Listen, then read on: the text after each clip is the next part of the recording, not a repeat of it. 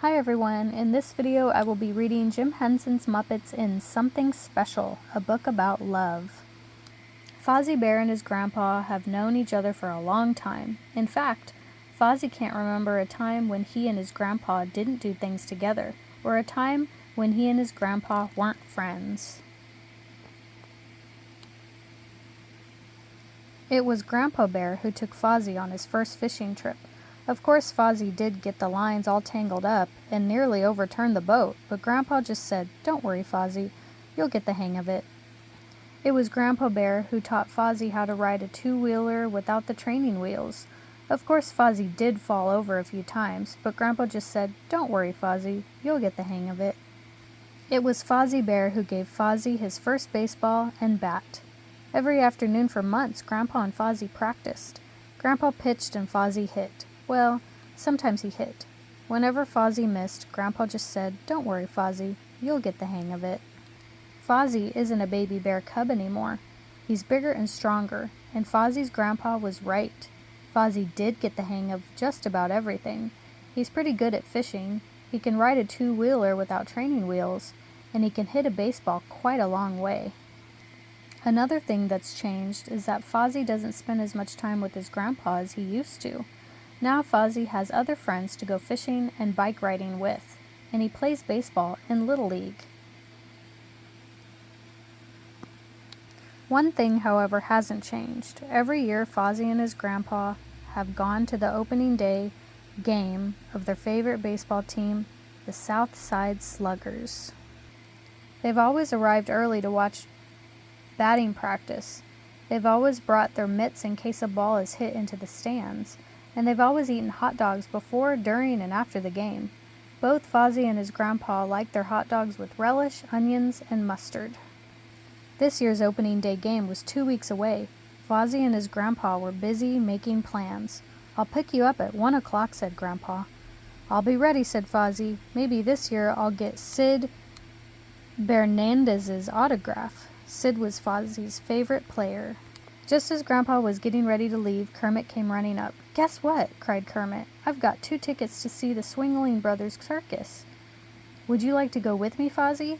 "You bet I would," said Fozzie. "When is it?" 2 weeks from today, at 1 o'clock in the afternoon," Kermit answered. "Oh," said Fozzie. "Oh, what?" asked Kermit. "I thought you'd be excited about going." "I am," said Fozzie, "but that's the same day my grandpa and I are going to the baseball game." Now it was Kermit's turn to say, "Oh." Grandpa looked at Fozzie's sad face. "Why don't you go to the circus?" he said. "We've been to lots of opening day games together. It won't matter if we miss one." "Really?" asked Fozzie. "Really," said Grandpa. "Okay," Kermit said. "Fozzie, I'll go to the circus." "Super," said Kermit, and off he went, happy that his best friend would be going with him. It was time for Grandpa to go too, so he hugged Fozzie and set off toward home. Fozzie should have been excited about going to the circus with Kermit, but instead he felt funny. He didn't want to miss the opening day with Grandpa. Besides that, Grandpa hadn't even seemed to care if Fozzie went to the game or not. Maybe Grandpa would rather go by himself, Fozzie thought. All through dinner, Fozzie thought about the decision he had made. He was still thinking about it as he climbed into bed that night. First thing the next morning, Fozzie went next door to Kermit's house. "I'm sorry," he told Kermit, "but I can't go to the circus with you." "Why not?" Kermit asked. "I thought you wanted to go." "I do," said Fozzie, "but I already had plans with my grandpa, and I really want to go with him too." "I understand," said Kermit. "You're lucky to have a grandpa like yours, Fozzie." "I know," said Kermit, as he hopped on his bike and headed for Grandpa's apartment. "You're up bright and early, Fozzie?" Grandpa asked as he opened the door for his grandson. "I have to talk to you," Fozzie explained. "Is something wrong?" Grandpa asked. "Kind of. Well, sort of. Well, yes," said Fozzie. "It's about the baseball game." "What about it?" Grandpa asked. "I told Kermit I couldn't go to the circus with him," Fozzie said. "I'd rather go to the baseball game with you, Grandpa. That is, if you still want me to."